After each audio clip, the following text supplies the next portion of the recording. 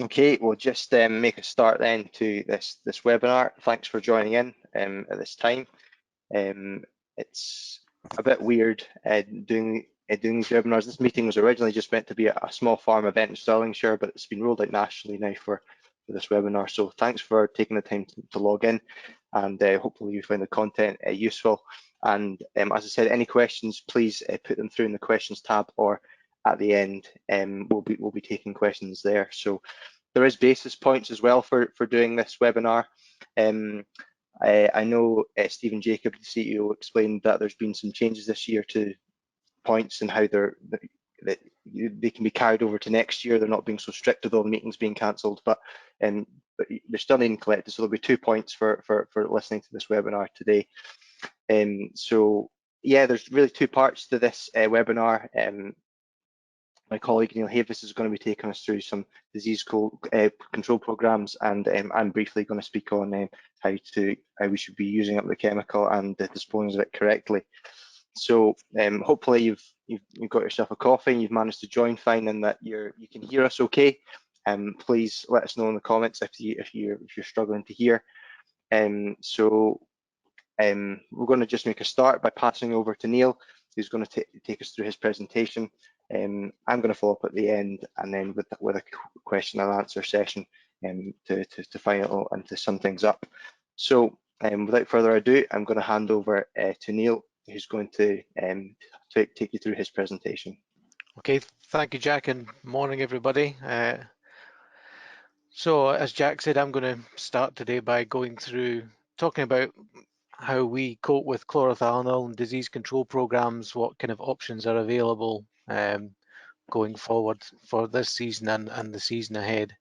So I'll probably start off with a bit of background, and I hope you can all see my presentation. If I go down to the next slide, there we go.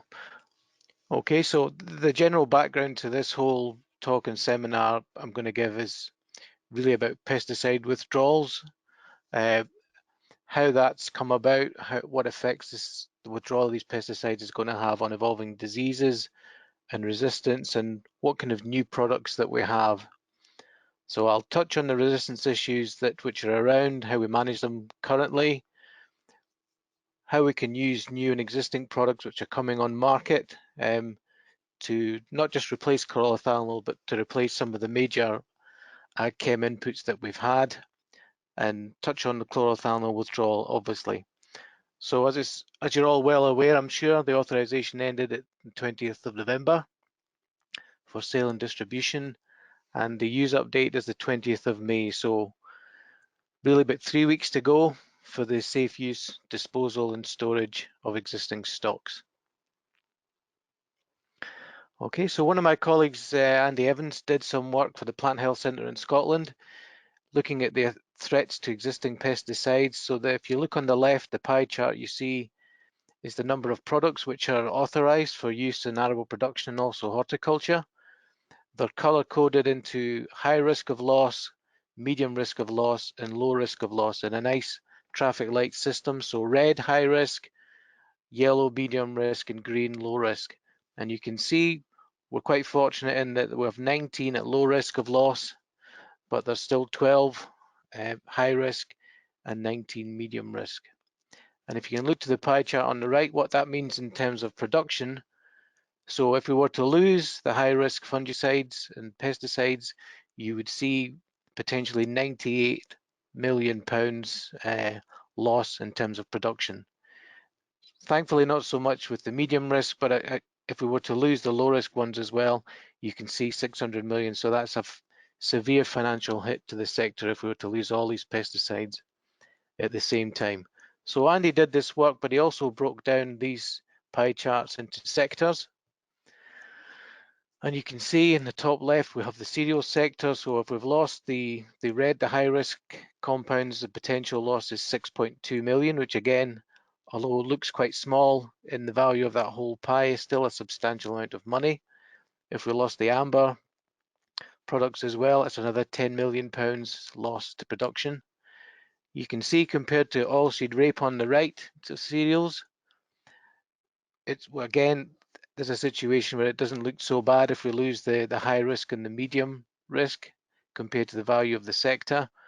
But if you look down and you look at the potatoes in bottom right, you can see losing the high risk pesticides is going to have a huge effect on the market and production. And similar with the legumes as well, you can see a more significant effect. So this means the likely impacts of the potential loss of pesticides. The best case scenario with cereals and oilseeds would be relatively unscathed. Andy's written potatoes relatively unscathed, but again, that's more of a worry. What we would see is the edible and ornamental horticulture sector badly hit. So that's the best case scenario. The worst case scenario, losing a lot more compounds, is significant impact across the three sectors of cereals, oilseeds and potatoes. And again, edible and ornamental horticulture sector severely affected. So we face the loss of these potential pesticides. There is always the use of alternative technologies, and there's a lot of research and investment going into look at these alternative technologies. But there is a lag to all these new technologies coming in, being adopted and being widely used. So there's potentially 5 to 8 years until these alternative technologies close the gap. And in the meantime, there's going to be an increased reliance on alternatives to pesticides and integrated pest management. So again, there's a lot of research and interest in that, and I'll touch on that as I go through the presentation. Okay, so we know that we're losing chlorothalonil. The first thing we'd like to talk about here is what's new, what's coming along. Okay, so BASF have developed a new azole fungicide. It's called Revusol. They are putting a new product onto the market. It's called Revistar XE. It's a combination of their new azole called methyltrifluconazole and fluxapyroxad, okay, an SDHI which you're probably more familiar with. So it's coming to market. There's a maximum individual dose of 1.5 litres per hectare, a maximum of 2 applications in a growing season.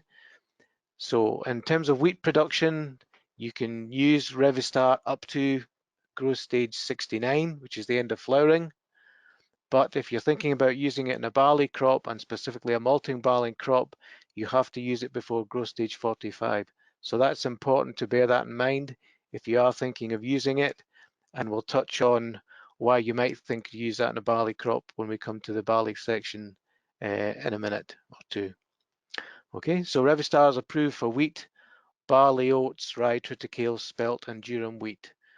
So they're BASF are very pleased with the product. It's got some fairly good data behind it, showing in terms of disease control.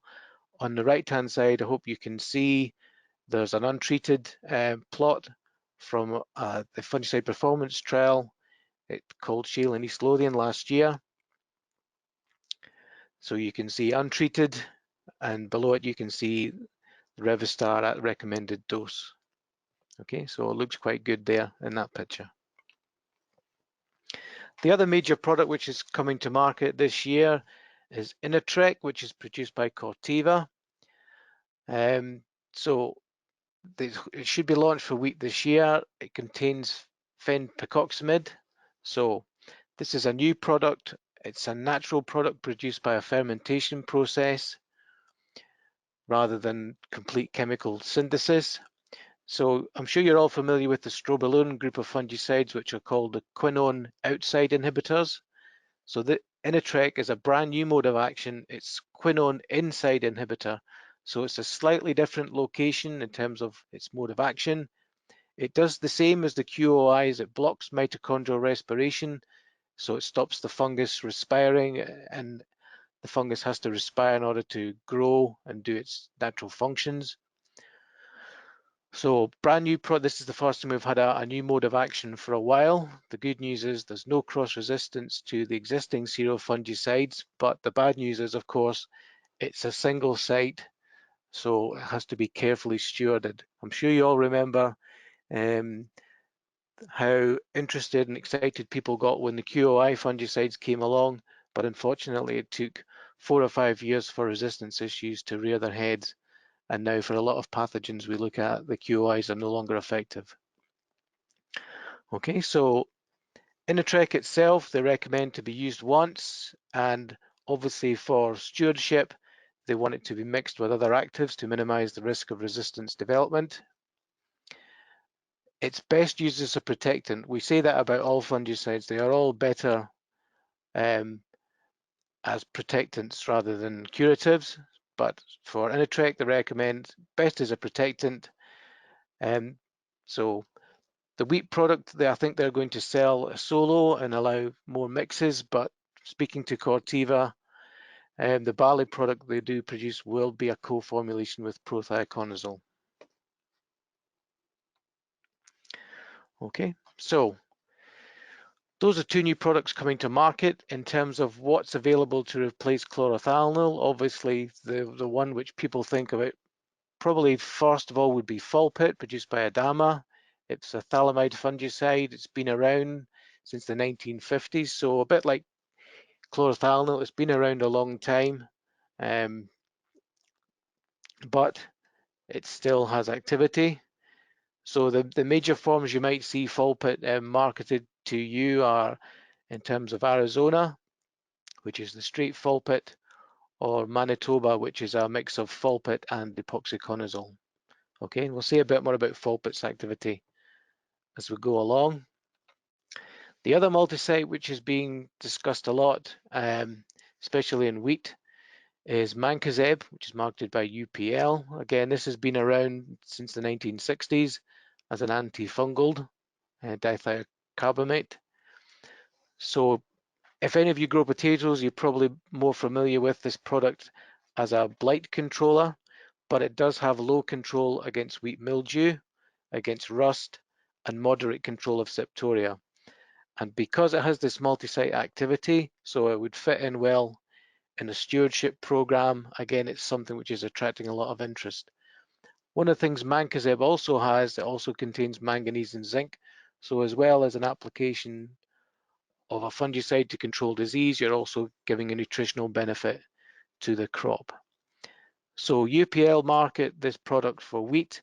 They're also quite interested in extending the license to barley. So they are quite keen on some trial results, and they are looking at the trial results they've had at the moment.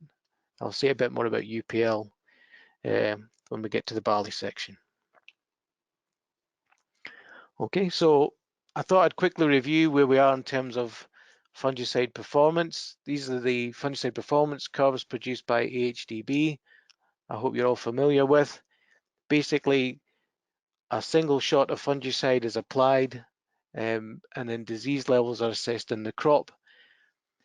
So depending on the growth stage and the leaf layer when the fungicide is applied, we get indications of the protectant activity of the fungicide and also the curative activity of the fungicide. So if it's leaves which are about to emerge or just emerging, when the spray goes on, we get the measured protectant activity. If they're lower leaf layers with disease present, that's the examples of the curative activity.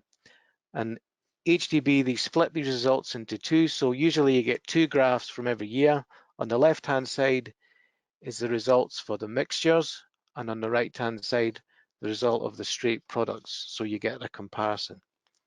So this is meaned across a number of trials, and it gives you an indication of the reduction in disease, if you can see that, the reduction in Septoria when we go from no fungicide applied to 50% of the full label rate to 100% of the full label rate.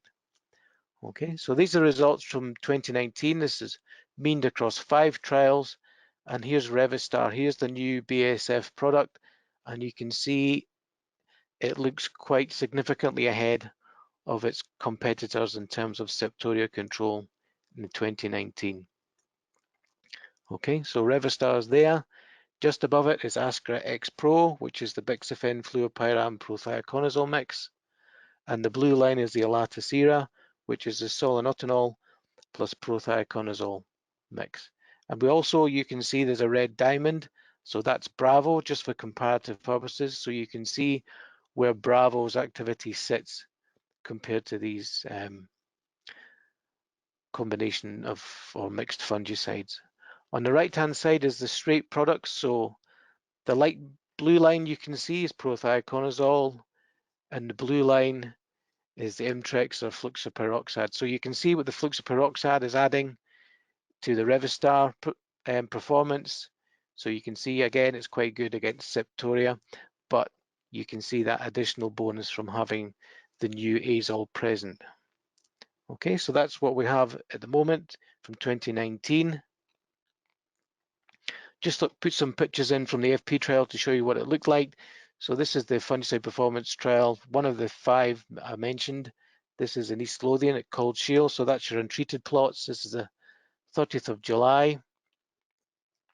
Here's the Ascarex Pro at 1.5 litres. You can see it's starting to go off, the trial's going off. There's possibly only a few leaves green at the top of the canopy.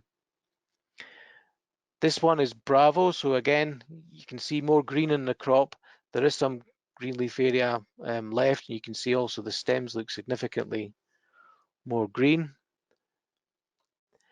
This is the Alatus Era, so similar, I would say, probably to the Ascarex Pro. And here's the Revistar, so you can see it comes through in the disease data, which was shown in the FP curves, but also visually, you can see the Revistar looks significantly greener than its competition. Okay, so Initrek weren't on the FP curves, unfortunately, but here's an example of what the Initrek looks like in the same trial, same conditions. So you can see it's probably up there with the Revistar. It certainly looks to be positioned ahead of its other competitor mixes in this trial. Okay, so its registration came through too late to be added to the FP curves, but this gives you some visual estimation of what you could expect from Initrek this year. Okay, so I mentioned we look at protectant activity and we also measure curative activity. Again, you can see if you look on the left-hand side of the graphs, there's a lot more disease. You're up to 35% because you've got disease established. You can add up to 50% and 100% of full dose rate. Oh, sorry about that. One. Yep. You can see 100%, but you're not getting the significant levels of disease control that you had with the protectant sprays. And again, on the right-hand side, you've got your prothioconazole and fluxapyroxad, the Imtrex and the Proline, and you can see they're struggling to control established infections. So again, if you do have Septoria at the base of your crop and you are applying these fungicides, don't expect a miracle. They're not great in terms of curative activity. What we're trying to do is protect the green leaves which are coming. Okay, so the background to why we're interested in the use of multi-sites in the program goes back to these long-known issues that we've had with SDHI, loss of activity. What we're showing you here is a series of graphs. So this shows the percentage of control that you get from one, you can see on the x-axis the 1, that's a full dose, or 2 times the recommended dose of the SDHI. So in 2015, you can see the black line. So the black line that you see here is the average disease control we get from a full dose of SDHI. So you can see in 2015, we were up about 90%, but what we've seen over the following years, 2016, it still looked reasonable, 2017, but you can see that big drop in 2018 down to 60%. And again, it's stayed relatively round about there at 60%. The other 2 lines you can see on the graph, the dotted line at the top, if you can see that, this is the best control available, but the line underneath, this is the worst control recorded, okay? So the black line is the average, but that's a spectrum. So you may get disease control between 55 to 95%. And likewise, when we look in 2018 and 19, if you look at 2018, for example, you could be anywhere between 30 to 80%. So that's quite a significant range, and that's due to the appearance of mutations in the Septoria fungus. Okay, so this is why we're interested in multi-sites, because we're seeing this decline in terms of SDHI activity over time. not just the SDHIs, but it's also an issue with the azole fungicides as well. So this is a bit of a longer scale. So here we're going from 2001 up to 2019. And this is the protectant activity at full rate. So the X on the graph is epoxyconazole and the blue diamond is prothioconazole. So you can see at 2001, you've got even epoxy just slightly ahead of prothioconazole, but they both look reasonably good. And then over the time, we're seeing this gradual decline, especially accelerating from 2010 onwards. And now you have a situation where epoxyconazole 2018 was around about 25% control. Prothio hovering around 40. Okay, so this has been an issue. So we're losing both of our major groups of fungicides in terms of reduction in activity. We've got a red circle on this graph just to point out a phenomenon which is interesting but also puzzling pathologists.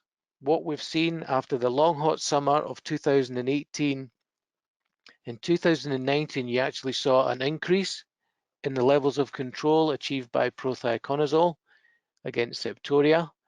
And interestingly, we've also seen it against a range of other pathogens. So there is much discussion amongst pathologist resistance experts. Perhaps this is related to the effect that hot summer had on the pathogen population. It would have been too warm, too dry for the pathogen for many of the isolates to survive.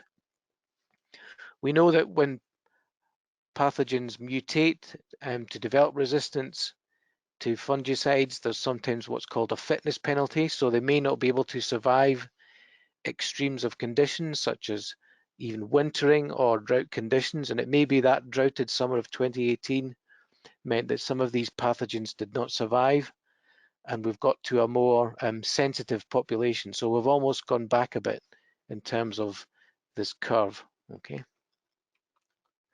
And this was confirmed. So they look very confusing. That basically they're a series of graphs produced by Bart Fry at Rothamsted.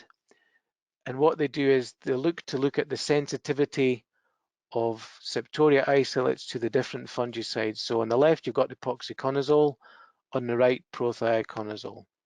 And if you look at epoxyconazole, this is 2003. This is the mean, what's called EC50. So this is the concentration of fungicide required to reduce the growth by 50%. And what we're looking at, or what we're looking to see, is how closely these lines are grouped together. So you can see most of that population is relatively sensitive. Even 0.05 of a microgram per mil, that's parts per million, is able to control the growth of Septoria. And if you think about this as a mirror of the other graphs I've shown, you can see we're going further and further across to the right-hand side with this graph. You can see as the years go on, you're going further up the x-axis scale, so the pathogen is becoming less and less sensitive to the fungicide. But just to point out here, in 2018 are these pink diamonds. So you can see 2018. If you see 2019, these black lines, we've actually gone back to the left. So instead of drifting across to the right, becoming increasingly sensitive, the pathogen populations become more sensitive. Okay, and it just confirms what I've shown in the previous graphs. So again, it means in terms of giving advice to farmers and growers, do you have to think, okay, you're probably going to see a bit more activity than you might have expected from the azole and the SDHI fungicides going forward. The big question is, how long is that going to last? Will we see that shift back to becoming more resistant, or will the pathogen population stabilize? Okay, so that's a bit about disease control and sensitivity. Obviously, what you're interested in most, of course, is what's the yield performance going to be from these new fungicides. So there's the Revistar. So you can see at half dose rate, Revistar looks about to be 0.3 of a ton ahead of its competitors, ahead of the Bravo as well. If wheat was at 150 pounds a ton, so that's equivalent to almost 50 pounds per hectare yield benefit from the Revistar.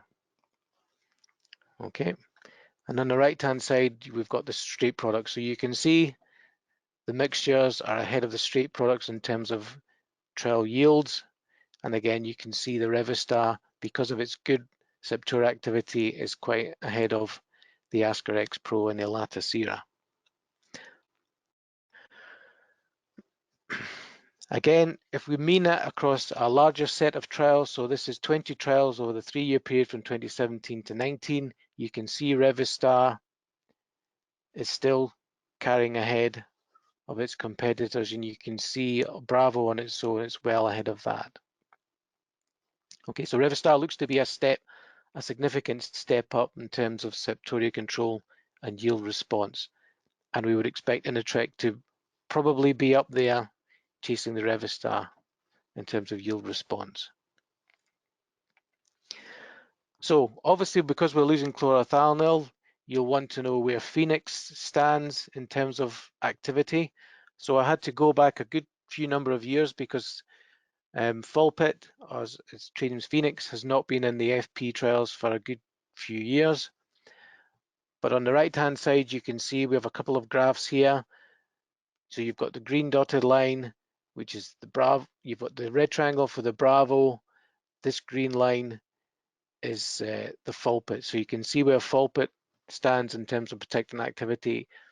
It does have some, but it's significantly behind what you would expect to see from chlorothalonil. Okay, so if you're expecting a straight substitution and a equal response in terms of Septoria activity, you're not going to see it from Fulpit. Its major benefit may just be in protecting the other fungicides. Okay, so that was disease control, and this is what Phoenix brings to the party in terms of yield response. So you've got Bravo here, which is the X on this graph, and the dotted green line, this is the Phoenix or the Fulpit. So you can see in terms of yield response, again, it's behind where chlorothalonil was, and you can see that's behind where some of the straight products were, and even in 4 or 5 years ago, it's behind where the mixture products were as well. Okay, I'll just put some other graphs in because obviously we focused on Septoria, but yellow rust may be an issue for you. If you're thinking about Revistar in terms of your program, this is probably perhaps not its strongest point. So you can see the mixtures in terms of yellow rust control in 2019. Here the Ascra and the Elatus are ahead of the Revistar. So if you do have yellow rust, you see yellow rust in your crop, and you're thinking about when to use Revistar, this then to control the yellow rust may not be its strongest suit. So you may want to think about something else at that point. Okay, and how does that transfer to yield? Again, you saw with Septoria, the Revistar was ahead, Septoria trials, but here with the yellow rust trials, you can see the Elatus is now ahead and the Ascra X Pro. So Revistar does have some activity, probably would match across to equivalent of a single product, but it's not the best you could come up with.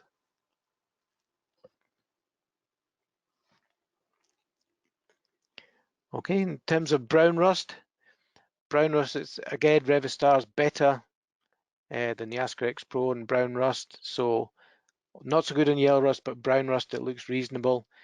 How much of that is based on the fluxaperoxide, and you can see the fluxaperoxide on the right-hand graph looks pretty effective. So it may be most of the activities coming from that rather than the azole in the Revistar. Okay, and again that goes through to the yield. You can see Revistar looks good on yield, but again, so does Imtrex. There is a boost above what the Imtrex produced, but again, you can see Revistar looks good on yield response and probably better than some of its competitors. Okay, so think about the whole disease control profile of Revistar if you're going to put it into your program. And we'll say a bit more about programs in a minute. The other thing which HDB fund is trials looking at control of Fusarium. So they actually inoculate the trials to make sure you get Fusarium in the crop. So these are results from trials 2019 on the left-hand side. So you've got a comparison. You've got proline as the purple line, the pink line is Soliol, which is a combination of two azoles, tibuconazole and bromuconazole, and the blue line is Unizeb Gold. Now this is the Mancozeb, okay? So here we're looking to see what effect Mancozeb would have if it was used as a T3 spray to control Fusarium in a wheat crop. And you can see in 2019, it looks to have been outperformed by the azole products.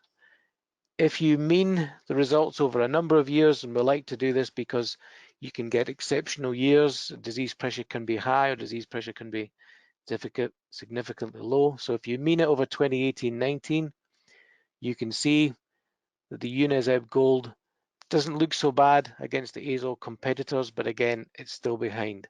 So again, if you're thinking how you might incorporate Mancozeb into your spray control program, and it is a potential T3 option, this is a kind of level of control you can expect. So even at half dose, you're getting almost 50% reduction in terms of Fusarium, but don't expect it to give the same levels as, for example, proline. Okay, so what challenges face us going forward? Okay, we need to look at stewardship. We need to think about better resistant stewardship. I've mentioned what we've seen in terms of loss of activity of certain fungicides against certain pathogens.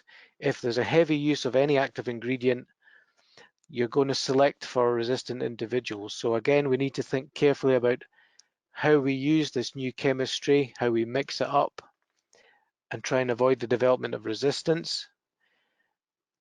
So we need to reduce that pressure. So again, things like mixing, alternating, there's a number of projects underway to look at which is the most important factor to do in terms of weed control. Is it mixing? Is it alternating? What puts the biggest selection pressure on Septoria pathogen? And again, we're talking about using low-risk multisites. Obviously, this whole seminar is about replacing chlorothalonil. So this was the point where CTL would fit into the program. So here we're going to be thinking about, okay, can I use Fulpit? Okay, what about Mancozeb? Okay, you will see a lot of data from trade and from the companies that will obviously promote their own product and say it outperforms everything else. We're trying to get some more independent data to help give advice to you farmers and growers about which seems to be the best in independent trials. But it's how we make use of these multisites best. We need to think about tailoring these programs, broaden the range of diseases managed, and try and keep the margins that you have at the moment, and if possible, improve them. Okay, so my colleague Fiona Burnett prepared this slide. She's fond of saying that even though she loves fungicides, you know, when you're getting to the point of what's almost 7 different fungicide timings, it's perhaps a bit too much. So we've heard discussions in weed control programs of things like a T-, a T-0, a T1 to protect from stem-based diseases, T1.5 if there's a long gap between T1 and T2 and crops are under pressure, people going in with T1.5. T2, of course, in wheat is the all-important spray because this is the one that protects the yield. So it protects the upper canopy, and that's the part of the crop which drives the yield formation. Then you have a T3 spray to keep that green leaf area retention and also protect from Fusarium and head blight diseases. And sometimes people have even looked at a T4 spray to continue that ear disease protection. So this is one of the major questions that we face, thinking about programs going forward. What do we really need? Okay, and you can probably see there's no clue what the next slide is going to be because I highlighted in bold. Should we be looking at a T0 if required, only for early rust protection? The T1, so to control stem-based diseases and protect the yield of the important leaves. Again, it needs to be risk-based. And in the past, we've had CTL in the program to maximize that. And the T2 spray timing, again, protecting that all-important flag leaf. Can we use the new chemistry to maximize the lowest risk option? If you do need T3, if you do need to keep that green leaf area going, and you need to protect from ear diseases, can you think about an azole, and possibly an alternative multi-site. So these are the things that we need to think about going forward. So again, just some examples of what we saw in 2019. I think I've lost a slide. There should be an untreated one in there. But anyway, this is the kind of control you could expect to see from a 2-spray program. This is just T1 and T2. This is an SDHI plus azole plus Bravo applied twice to a wheat crop. This is Viscount and East Lothian, the cold shield trial site. So you can see the kind of flag leaf or the kind of green leaf retention that you get. This is at the end of July. And this is what you have if you replace the CTL with a fall pit. So that looked quite good. In terms of disease control, the figures came about relatively roughly the same. When that went through to yield in that trial, there was no significant difference between those treatments. They were both obviously far better than untreated control, but there was no significant difference between them. We did see a slight increase in terms of specific weight with the fall pit treated plots, but again, not significantly different. But again, you can see based on the 2019 field trials, there didn't look a massive difference in terms of replacing CTL with fall pit, which again was a surprise to us, having seen the difference in the fungicide performance curves. But again, it gives you something to think about going forward. Okay, so getting to the crux of the matter now. So we're getting to the end of April. We know the use update for chlorothalonil is the 20th of May. This is information from the adopter crop data. This is the kind of average growth stage that crops are at on the 20th of May. So you can see spring barley, it's averaging about 18, oats 16, winter barley about 48, winter oats 32, winter wheat 35. But again, that's an average. So on the right-hand side of that table, there's a maximum and a minimum. So you can see spring barley, the maximum could be 31, but I don't think it's going to be 31 this year. Not much chance, unless you're really early sown. The spring oats, again, I don't think it's going to be anywhere near 22. The winter barley, so we've had a relatively dry spell, but it's turned cool again. So I think we'll probably see the winter barley nearer that average, hopefully ahead of the minimum of 33, but I don't think it's going to be anywhere near 61. Oats will probably be near average, I suspect.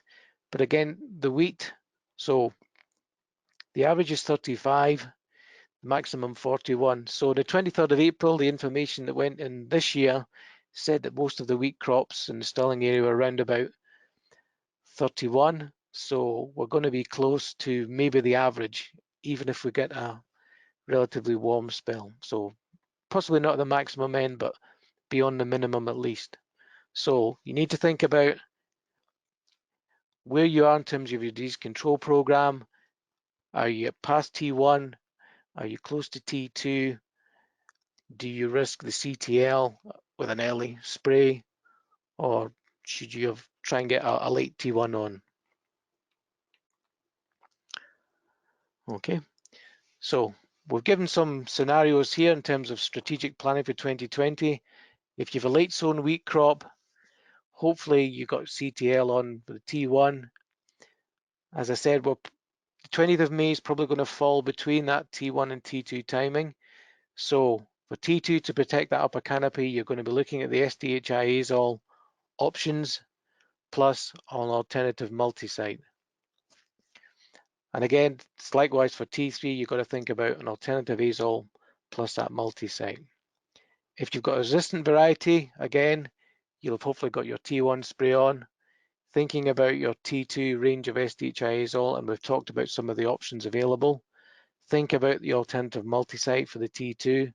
Likewise, the same recommendations for the T3, that alternate azole plus the multi-site. If your crop's early drilled, hopefully you manage to put some CTL at T0, minimizing the azole. The T1, again, you can have azole plus SDHI, and hopefully you got your CTL in then. Okay, so again for T2, this is the point where you start thinking about, could you try the new chemistry, But again, we've talked about the susceptibility of this new chemistry, so think about an alternative multi-site. And again, at T3, what alternative could you use? The susceptible variety, the recommendations are exactly the same. Thinking about that new chemistry at T2. If you have a second wheat, there's an I-spot risk. Did you get an azole plus SDHI on at T1 and hopefully with some CTL in then? T2, again, think about the top ranked products to boost your wheat, give that I-spot control. Think about your alternative multi-site. So again, you're talking about Fulpit or Mancozeb. And likewise, if you've yellow rust scenario, so try and make the most of the azole plus SDHI that you've had. Try and get that CTL on. And as we've pointed out, in terms of the disease control spectrum, think about what's the best product if you've got yellow rust in your crop. Okay, so think about the most appropriate product. And again, think about a multi-site if you're needing to protect that product as well.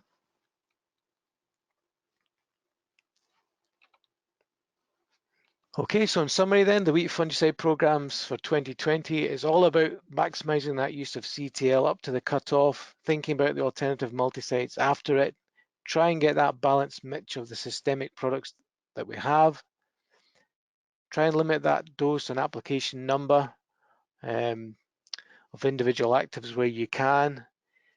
The important thing is to try and tune your inputs to the risk that you have, which again goes back to crop walking, which again goes back to understanding what does pressure your crops under. Okay, think about trying to target the most effective products at the most responsive timings. We've touched on the new chemistry, we've talked about that. Can you use that as a chance to alternate the azoles that you might have planned to use? And again, at T2, is Initrek an option to alternate with the SDHI at T1? We've talked about Fulpit, we've shown you some figures and some pictures. It's probably the likely successor to CTL at T2, but I showed you the FP performance for Mancozeb, so again, think about that at T3 if you're looking for something to try and control head blight. Okay, so that's the wheat. So the barley programs, again with barley, we're trying to maximize the inputs. So we're trying to manage the crop to maximize the grain number and potential grain size. With barley, we use the earlier T1 sprays to retain those healthy tillers, and that's going to give you more ears, hopefully even though the disease pressure can threaten. Obviously with winter barley crops, there's a higher risk of early disease. The particularly wet winter we've had would have boosted the chance of certainly things like Rhynchosporium, but then 5 or 6 weeks of dry weather will have done a good job of checking that as well.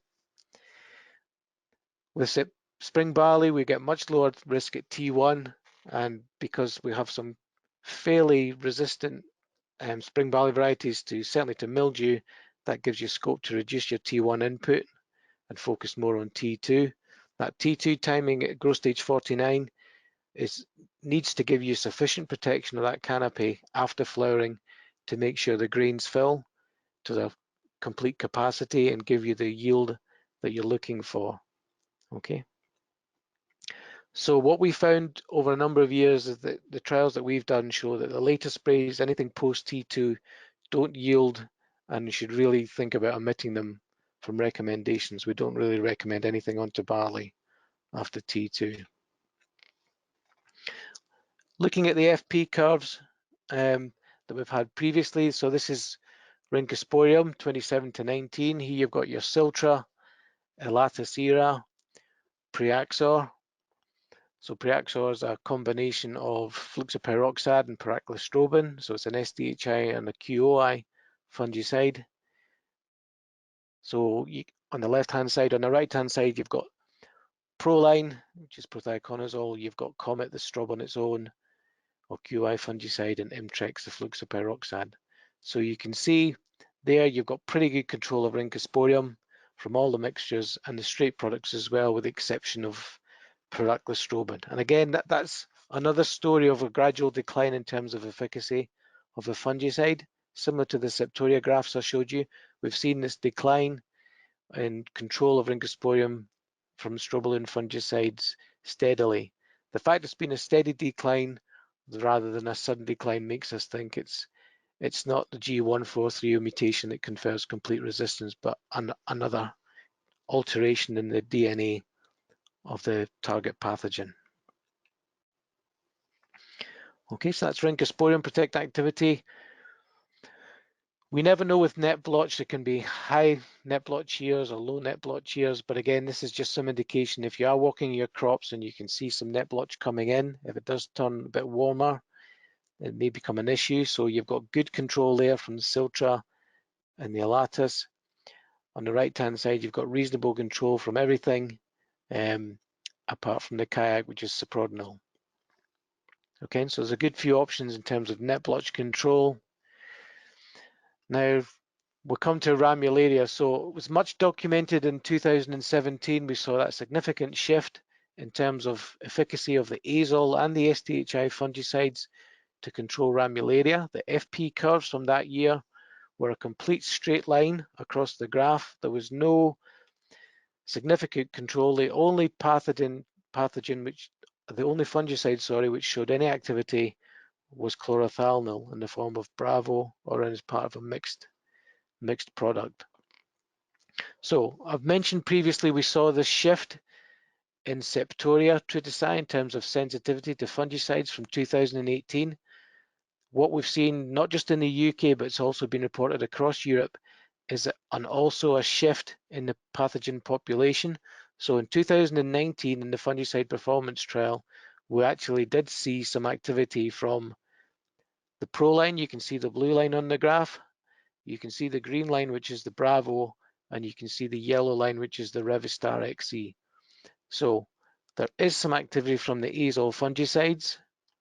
There is some activity from the new BASF azole in combination with their SDHI product, but again, they are behind the level of controls achieved with Bravo, certainly at the lower rates. By the time you get to 100% percentage of the full label dose, you're seeing almost similar levels of control. Okay, so unfortunately, I've lost a graph in my presentation. It was basically a mirror of this. It was showing disease control. This is a winter barley trial we did at the Bush Estate last year in 2019. If it had the disease levels, you would have seen that the best control of Ramularia was given by Bravo. But this is a graph showing ultimately the effect on yield. So the blue line, the secondary axis here, is the blue line in terms of yield. So you can see the untreated plots.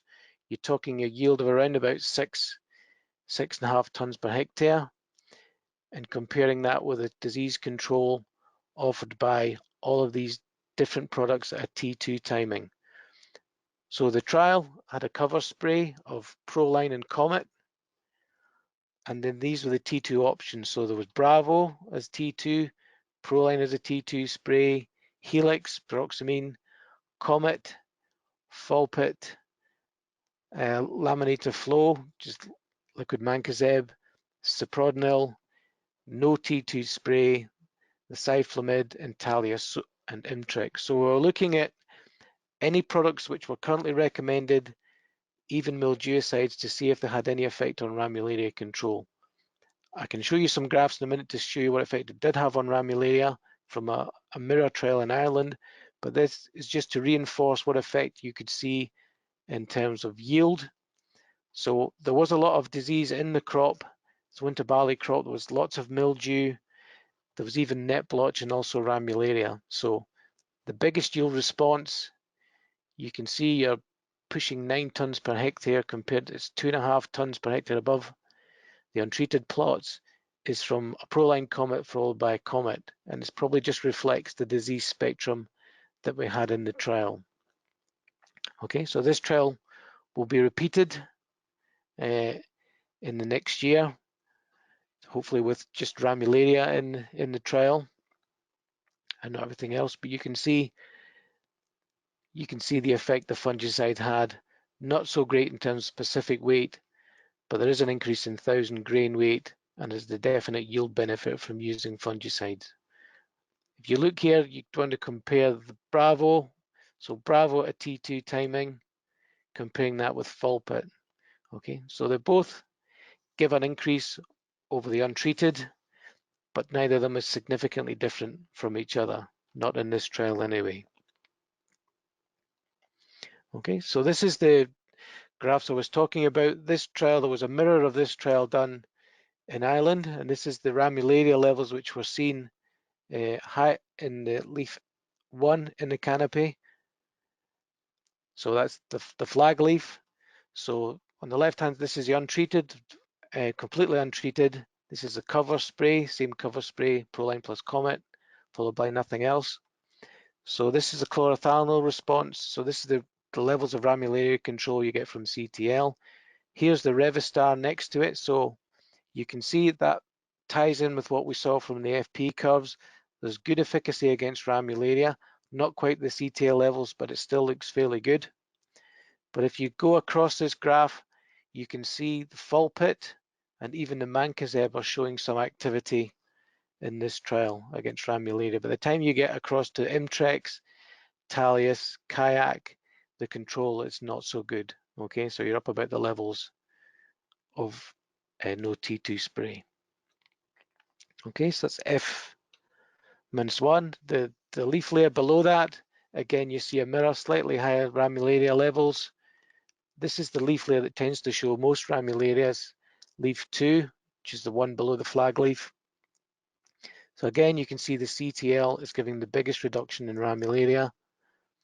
And here, I don't know what's happened to Revistar on this graph, but there's, you can see Proline is still showing some activity, and you've got Fulpit. But again, everything is behind what CTL was doing. So don't expect the same level of control from anything else as you'd get from CTL. Okay, so our current advice for Ramularia. So the varietal ratings for Ramularia withdrawn because we couldn't produce any significant differences between varieties in terms of Ramularia.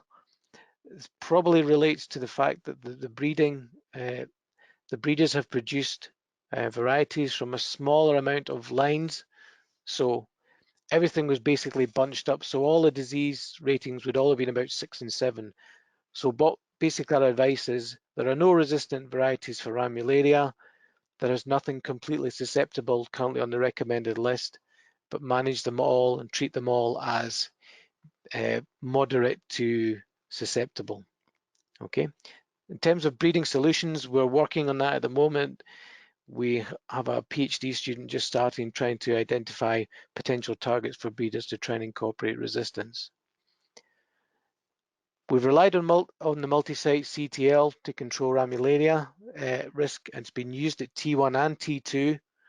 Obviously, for spring barley, T1 and T2 is out. For a winter barley crop, if it's quite advanced, you may get an early T2 spray on, so you may get some use of it.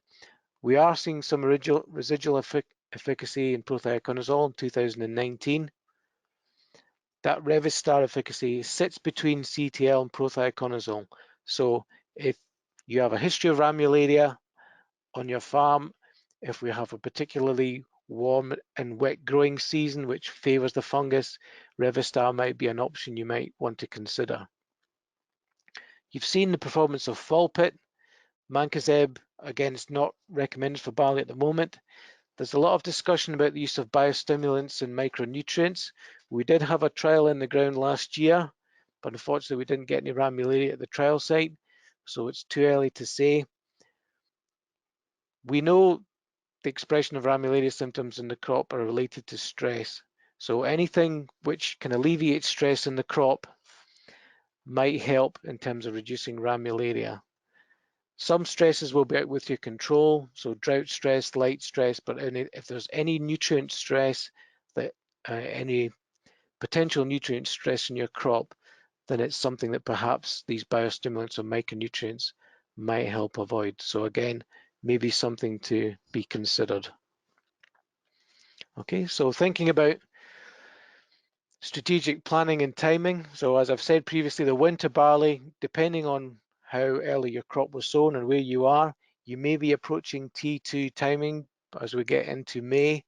So again, you might get away with getting your CTL on end, but if it's looking close or the weather conditions aren't good, perhaps it's sensible to have another multi-site to hand to use, or even plan to use another multi-site instead.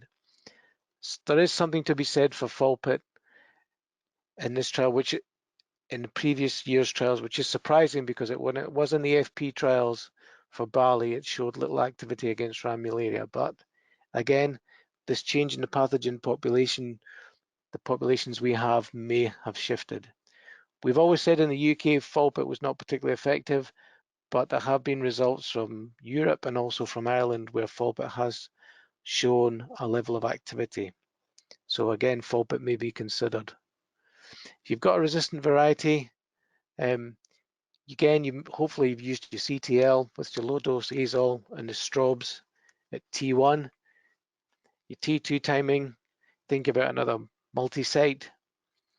Spring barley, susceptible and resistant varieties. So it says CTL for the T1 timing for spring barley, but that's unlikely. It probably won't have reached the T1 timing by the 20th of May.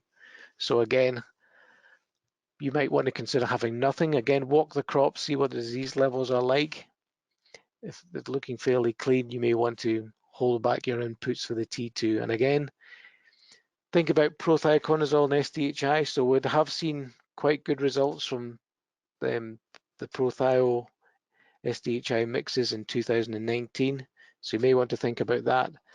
But as I said previously, if it's a high-risk Ramularia, if you have a history of Ramularia on the site, and it is lukewarm and wet, think about the Rivistar XC as your option for the T2 timing. But again, as I said, remember, if it's a malting crop, you need to have it on by growth stage 45.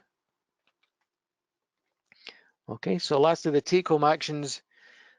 The chlorothalonil loss needs to be factored into 2020 plans. Maximize the CTL use early, then switch to other multi-sites. So again, as we've said, focus on the key timings, build your fungicide programs based on the key timings for each crop. We know what they are, we know what leaf layers we're trying to protect. If possible, minimize the use at the least responsive timings. If you have some varietal resistance, think about adjusting your programs to those varietal resistance ratings and also the risk. Try and get as much diversity into the programs as possible. Mix and alternate as much as you can, and try and keep aware of technical developments. Okay, and that's my last slide, and I'll hand you back to Jack. That's great. So if you have any questions for Neil, we'll be taking them in 5 minutes time. I just have a couple of slides I want to go through. So you'll see that there's a raised hand tab. So if you have a question that you don't want to write in, you'd rather speak over the phone to, just raise your hand and we'll come to you at the end there. I'd like to just briefly speak on disposal of chemicals and on what the options are, so if you've got extra chemical, what you can do legally to use up or dispose of it, and then look at the penalties quickly, what the financial or farm assurance implications or personal implications of having a revoked chemical like CTL after the 20th of May, and what's the process if we have too much and we're actually needing to dispose of it, just to chat through what we can do. So I've just highlighted what I think in a kind of traffic light system, the likelihood of success with using up CTL. Hopefully you will have worked through whether yourself with your agronomist or consultant and use it in the manner it was intended, and you can use up all your stocks. But alternatively, you might be, as Neil suggested, other things. You might be looking at unconventional spray timings. So doing a bit of problem solving and adjusting spray regimes to make sure that this chemical is used up. And so yeah, make sure that you're talking to your agronomist if that's the case, if you've extra stocks that then need to go. But if there is left over, besides that, it might be you've got to have it taken away by a licensed disposal company, and I'll chat about that in my next slide.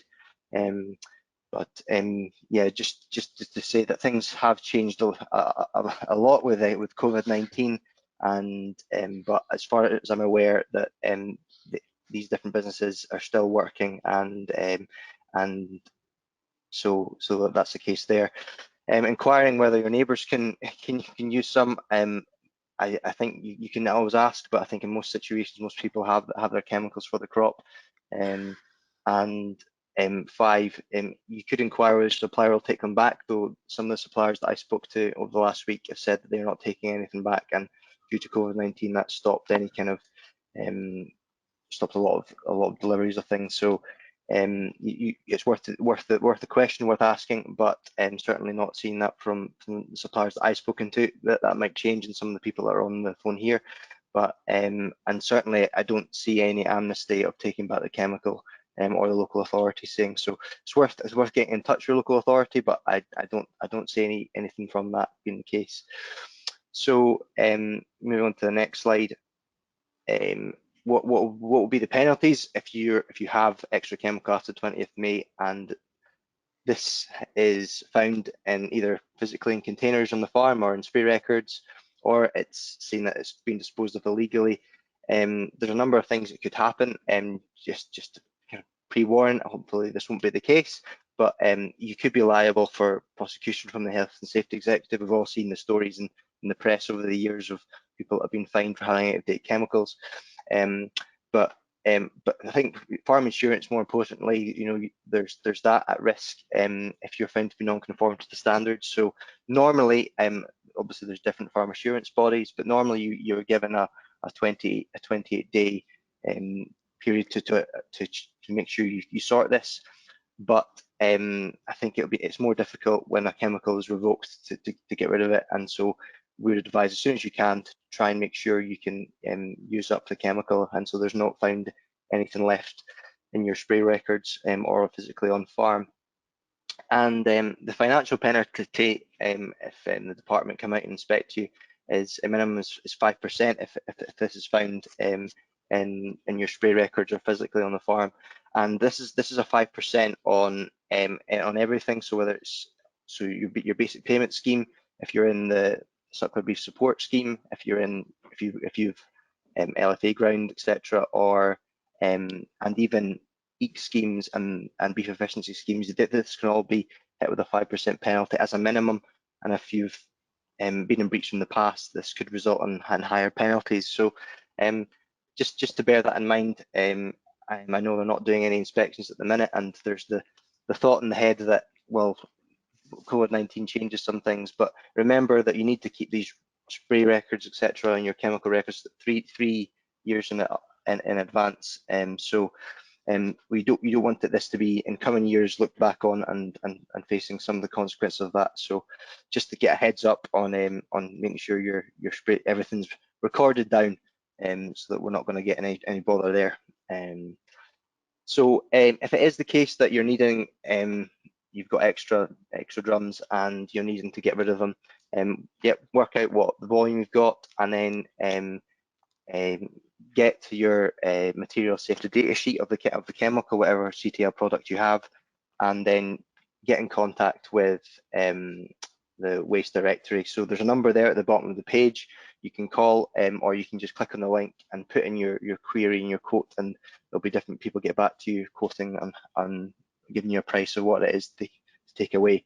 Your local guy could also be doing this, but so you use your contacts to get rid of it. I was in contact with SEPA, and they were saying that if the farmer wants to carry the waste away themselves, they would need to take it to a registered disposal place. They've got to register as a personal carrier and transport, so you would need to sort that out with SEPA, because normally this is just done in the office, and though they have said that this might be able to be done online, so you will need to contact them directly to arrange that. But either way, you need to get the SWCN fee, which is the Special Waste Consignment Note, and as always, make sure whenever that chemical is leaving that you're signing, you've got a physical copy of that. You keep your copy safe. So yeah, just make sure that you're in contact with these people if you're needing to get rid of the chemical.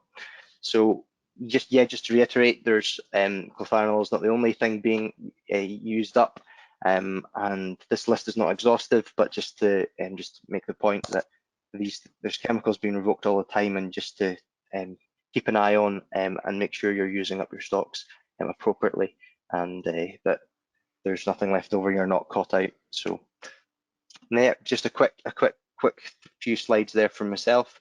So we're just coming into if anyone has any questions, that we'll go through them just now. So put your hand up if you have any questions, or type them in. But in terms of the presentations, that's my presentation over. Thank you very much for being patient, and thanks to Neil for taking us through that detailed presentation there. So if there are any questions, please fire through or put your hand up, and we'll let you speak. But if most people want to, as an email afterwards, or that's absolutely fine. I know it can be a bit daunting maybe putting it on the chat, though you can send the message privately to organisers if you don't want it to be seen up there. Yeah, happy to answer any questions anytime.